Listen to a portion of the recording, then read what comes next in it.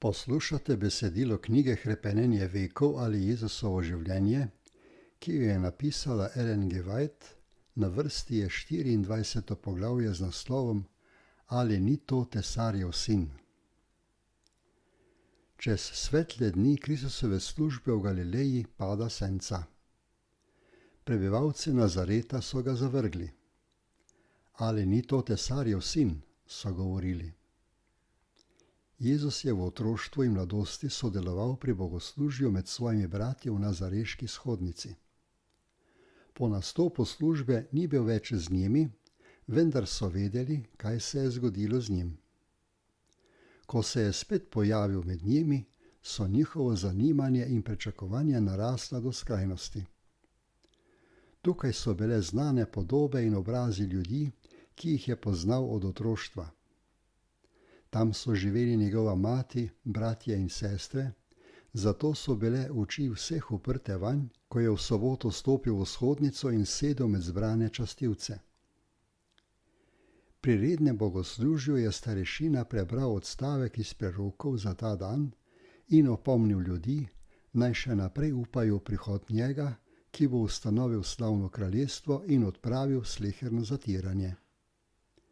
Poslušalce je poskušal opogumiti s tem, da je ponovil dokaze, da je Mesijev prihod blizu. Opisal je slavo njegovega prihoda, še posebno pa je poudaril misel, da bo prišel na čelo vojsk osvoboditi Izraela. Kadar je bil v shodnici rabin, se je pričakovalo, da bo imel pridigo. Iz preroških spisov pa je lahko bral katerikoli Izraelec. Tisto soboto so Jezusa zaprosili za sodelovanje pri bogoslužju. Vstal je, da bi bral, in podali so mu zvitek preroka Izaija. Besedilo, ki ga je prebral, je po splošnem mnenju spadalo med tiste, ki so se nanašala na Mesija. Duh Gospoda Boga je nad menoj, ker me je Gospod pomazilil. Poslal me je, da oznanim blagovest ubogim, da povežem strte v srcu, da okličem jetnikom prostost in zapornikom osvoboditev, da oznanim leto Gospodove milosti. Nato je zvitek zvil, ga vrnil služabniku in sedel. Oči vseh v shodnici so bile uprte vanj. Vsi so zanj pričevali. Čudili so se beseda milosti, ki so prihajale iz njegovih ust. Jezus je stal pred ljudstvom kot živi razlagalec prerokovanj, ki se nanašajo nanj. Za razlago prebranega besedila je govoril o Mesiju kot o njem, ki bo pomagal zatiranim, osvobodil ujete, zdravil bolne, vračal slepim vid in svetu razodel luč resnice. Njegov prepričljivi način in čudovita vsebina njegovih besed sta prevzela poslušalce z močjo, ki je niso čutili nikoli prej. Plima božanske moči je podrla sleherno oviro. Videli so nevidnega, kakor Mojzes. Ker je njihova srca ganil Sveti Duh, so odgovorili s prisrčnim amen in hvalnicami Gospodu. Ko pa je Jezus izjavil, danes se je to pismo izpolnilo, kakor ste slišali, so bili na lepem spodbujeni razmišljati o sebi in o trditvah njega, ki jim je spregovoril. Nje, Izraelce, Abrahamove potomce, je prikazal, kakor da živijo v sužnosti. Nagovoril jih je kot ujetnike, ki morajo biti osvobojeni oblasti zla, kakor da živijo v temi in potrebujejo luč resnice. Njihov ponos je bil prizadet, njihove bojazni pa so se prebudile. Jezusove besede so nakazovale, da je njegovo delo popolnoma drugačno od tega, kar se želijo. Njihova dela bi bila raziskana preveč natančno. Čeprav so bili strogi pri opravljanju vidnih obredov, so se izogibali temu bistremu in preiskujočemu pogledu. Kdo je ta Jezus? So spraševali. Ta, ki se je lastil pravico do Mesijeve slave, je bil Tesarjev sin in je opravljal poklic skupaj z očetom Jožefom. Videli so ga naporno delati, hoditi gor in dol po gričih, poznali so njegove brate in sestre ter njegovo življenje in delo. Opazovali so njegov razvoj iz otroka v mladeniča in dalje v zrelega moža. Čeprav je njegovo življenje ostalo neomadeževano, niso hoteli verovati, da je obljubljeni. Kakšno nasprotje med njegovim naukom o novem kraljestvu in nauki, ki so jih slišali od svojih starešin. Jezus ni rekel ničesar o njihovi osvoboditvi od Rimljanov. Slišali so o njegovih čudežih in upali, da bo svojo moč uporabil v njihovo korist, toda niso videli nobenega namiga o takem namenu. Ko so odprli vrata dvomu, je njihovo srce še močneje zakrknilo, ker se je za trenutek omehčalo. Satan se je odločil, da se tisti dan ne smejo odpreti slepe oči, niti ne smejo biti osvobojeni ljudje, ki so bili vklenjeni v sužnosti. Z vsemi močmi si jih je prizadeval utrditi v neveri. Niso upoštevali znamenja, ki jim je bilo že dano, ko jih je pretreslo prepričanje, da je ta, ki jih je nagovoril, njihov odrešenik. Toda Jezus jim je zdaj podal dokaz o svojem božanstvu, s tem, ko je razodel njihove skrivne misli. Rekel jim je: Seveda mi boste povedali ta pregovor: Zdravnik, ozdravi sebe. Kar smo slišali, da se je zgodilo v Kafarnaumu, stori tudi tukaj v domačem kraju. In rekel je: Resnično, povem vam, nobenega preroka ne sprejmejo v domačem kraju. Resnico vam govorim. Veliko vdov je bilo v Izraelu v Elijevih dneh, ko se je nebo zaprlo za 3 leta in 6 mesecev in je nastala huda lakota po vsej deželi, toda Elija ni bil poslan k nobeni izmed njih, razen kdovi v Sarepto na Sidonskem. Tudi veliko gobovih je bilo v Izraelu v času preroka Elizeja, pa ni bil izmed njih očiščen nobeden razen sirca Namana. S sklicevanjem na dogodke iz življenja prerokov se je odzval na vprašanja poslušalcev. Služabnikom, ki jih je Bog poklical za posebno delo, ni bilo dovoljeno delati za trdosrčni in nevirni narod. Kdor pa je bil dovzetnega srca in pripravljen verovati, je imel posebno prednost dobiti dokaze njegove božanske moči po prerokih. V Elijevih dnevih so Izraelci zapustili Boga. Oklepali so se svojih grehov in zavrgli svarila duha, ki so jim bila dana po Gospodovih poslancih. Tako so se ločili od njih, po katerih bi jim lahko prišli Božji blagoslovi. Gospod je šel mimo izraelskih domov in našel zavetje za svojega služabnika v poganski deželi pri ženski, ki ni pripadala izvoljenemu ljudstvu. Ampak ta ženska je bila spoznana za vredno, ker se je ravnala po prejeti luči in je bilo njeno srce dovzetno za večjo luč, ki jo je Bog poslal po preroku.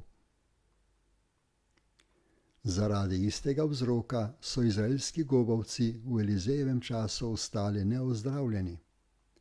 Toda Naman, poganski plemič, je bil zvest temu, o čemer se je prepričal, da je prav, in se je zavedel svoje velike potrebe po pomoči. Bil je pripravljen sprejeti darove Božje milosti. Ni bil samo ozdravljen gobavosti, temveč tudi blagoslovljen s poznanjem pravega Boga. Naš položaj pred Bogom ni odvisen od tega, koliko luči smo prejeli, temveč od tega, kako uporabimo to, ki jo imamo. Zato so celo pogani, ki izbirajo, kar je prav, kolikorkoli lahko to razločijo, v veliko ugodnejšem položaju kakor ljudje, ki imajo veliko luč in trdijo, da služijo Bogu, vendar se ne menijo zanjo in svojim vsakdanjim življenjem spodbijajo svoje besede. Jezus je z besedami v shodnici zadel poslušalce v korenino njihove samopravičnosti, ko jim je predočil grenko resnico, da so se odvrnili od Boga in zapravili pravico biti Božji narod. Vsaka beseda je rezala kakor nož, ko jim je bilo pokazano njihovo pravo stanje. Sedaj so se sramovali vere, s katero jih je Jezus v začetku navdihnil. Niso hoteli priznati, da je ta, ki prihaja iz revščine in skromnega stanu, kaj drugega kakor navaden človek. Njihova nevera je obrodila sovraštvo. Bili so pod Satanovo oblastjo, zato so polni besa povzdignili glas proti zveličarju. Odvrnili so se od njega, čigar poslanstvo je bilo zdraviti in obnavljati. Zdaj so pokazali lastnosti uničevalca. Ko je Jezus omenil blagoslove, ki so obljubljeni poganom, je to razvnelo ognjevit narodov ponos njegovih poslušalcev, da so se njegove besede izgubile med vpitjem množice. Ti ljudje so se ponašali z izpolnjevanjem zakona, ampak sedaj, ko so bili napadeni njihovi predsodki, so bili pripravljeni tudi na umor. Zborovanje je bilo nenadoma prekinjeno. Jezusa so prijeli in odvlekli iz hodnice in iz mesta. Vse je kazalo, da ga želijo uničiti. Gnali so ga na rob prepada in ga nameravali strmoglaviti vanj. V zraku je odmevalo preklinjanje in kričanje. Nekateri so hoteli zalučati kamenje vanj, ko je nenadoma izginil izmed njih. Nebeški poslanci, ki so bili v shodnici ob njem, so ostali z njim tudi tukaj med pobesnelo množico. Obdali so ga pred njegovimi sovražniki in ga odpeljali na varno. Enako so angeli zaščitili tudi Lota in ga varno odpeljali iz Sodome. Tako so zaščitili tudi Elizeja v majhnem gorskem kraju. Čeprav so bili okoliški hribi polni konj in voz sirijskega kralja in velike množice njegovih oboroženih mož, je Elizej videl bližnja pobočja polna božjih čet, ognjenih voz in konj okoli gospodovega služabnika. V vseh časih so bili angeli blizu zvestih Kristusovih sledilcev. Veliko zavezništvo zla je razvrščeno proti vsem zmagovalcem. To, da Kristus hoče, da gledamo na nevidno, na nebeške čete, utaborjene okrog vseh, ki ljubijo Boga, da bi jih rešili. Nikoli ne bomo zvedeli, pred katerimi vidnimi ali nevidnimi nevarnostmi smo bili obvarovani po posredovanju angelov, dokler ne bomo v luči večnega življenja spoznali Božje previdnosti. Potem bomo dojeli, da se je vsa nebeška družina zanimala za družino na zemlji in da so bili od Božjega prestola poslani poslanci, ki so dan za dnem spremljali naše korake. Ko je Jezus v shodnici bral iz prerokbe, ni prebral zadnjega dela opisa Mesijevega dela. Po besedah, da okličem leto Gospodove milosti, je izpustil besedilo dan maščevanja našega Boga. To je prav tako resnica, kakor prvi del prerokbe. Jezus pa z molkom ni zanikal resnice. Njegovi poslušalci pa so se zelo radi ukvarjali z zadnjo izjavo in hrepeneli, da se uresniči. Oznanjali so Božje sodbe nad pogani, ne da bi dojeli, da je bila njihova krivda veliko večja od krivde drugih. Sami so veliko bolj potrebovali milost, ki so jo bili pripravljeni odrekati poganom. Tisti dan, ko je Jezus stal v shodnici med njimi, so imeli priložnost, da bi se odzvali nebeškemu vabilu. Ta, ki se veseli milosti, bi jih rad obvaroval pred uničenjem, po katerem so vpili njihovi grehi.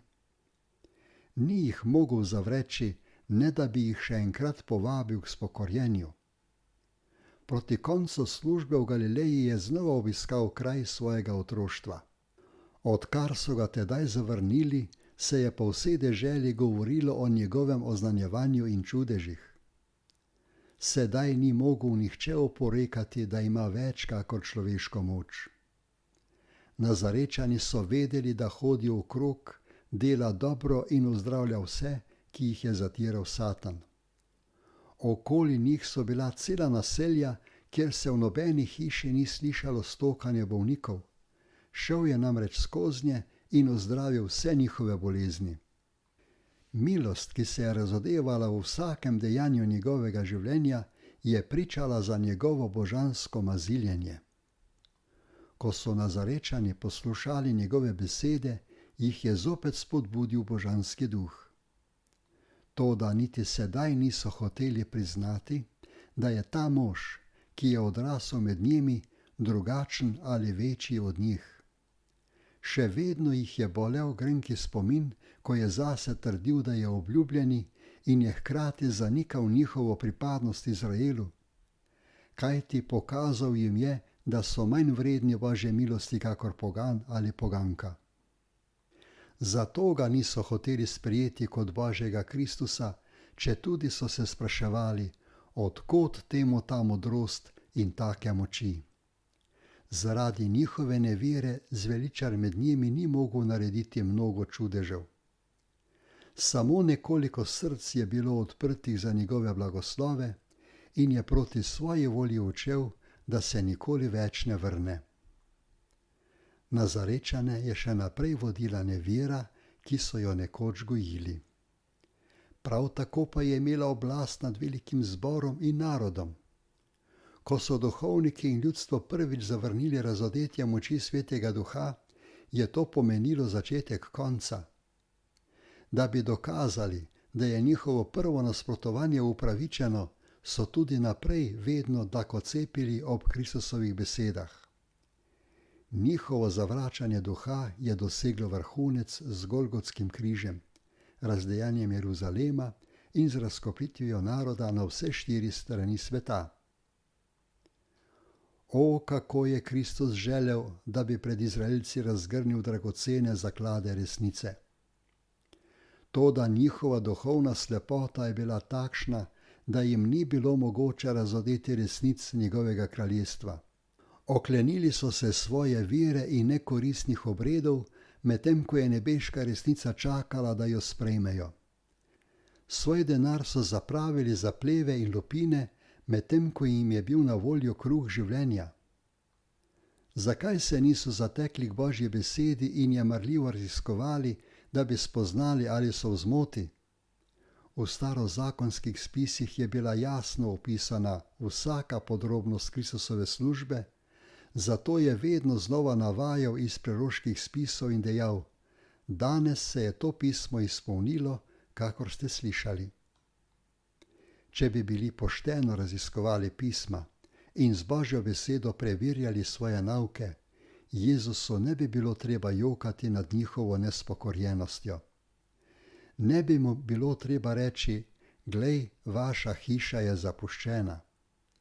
Lahko bi spoznali dokaze njegovega mesijanstva in bi se lahko izognili nesreči, ki je njihovo ponosno mesto spremenila v ruševine. Ampak njihov je postal omejen zaradi njihovega nerazumnega pobožnjaštva. Kristusovi nauki so razkrili pomanjkljivost njihovega značaja in zahtevali spokorjenje. Če bi bili poslušali njegove nauke, bi morali spremeniti svoje življenje in opustiti upe, ki so jih gojili. Da bi jih nebesa spoštovala, bi se morali odreči spoštovanju ljudi. Da bi se pokorili besedam tega novega učitelja, bi morali nasprotovati mnenjem velikih mislecev in učiteljev tistega časa. V Kristusovem času je bila resnica nepriljubljena, takšna pa je tudi danes. Nepriljubljena je od tedaj, ko je Satan prvič okužil ljudi z nenaklonjenostjo do nje in jim ponudil laž, kar vodi k samopoviševanju.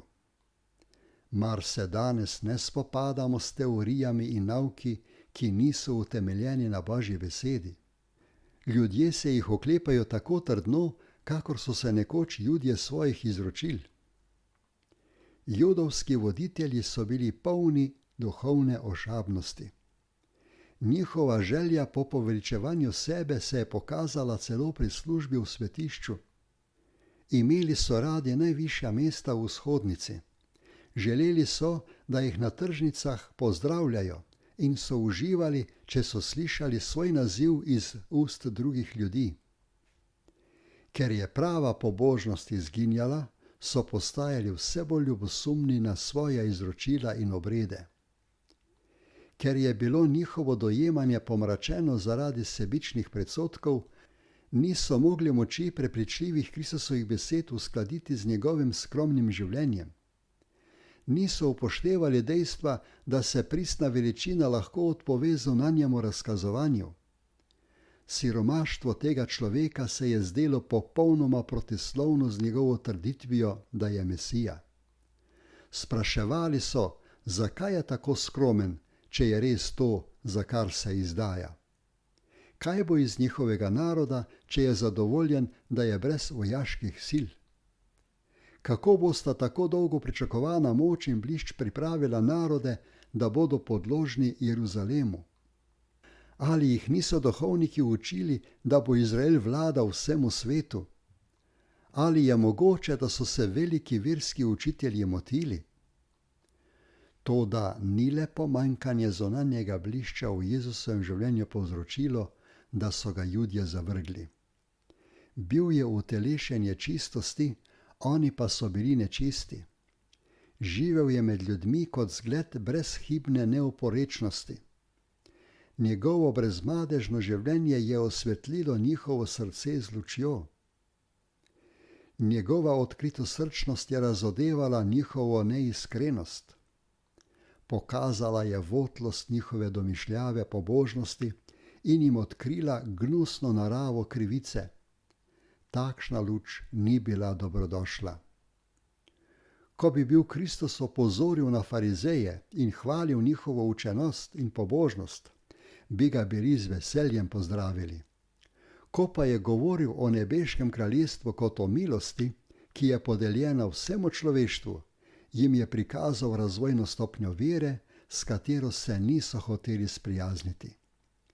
Njihov osebni zgled in njihovi nauki niso bili nikoli takšni, da bi službo Bogu naredili zaželeno.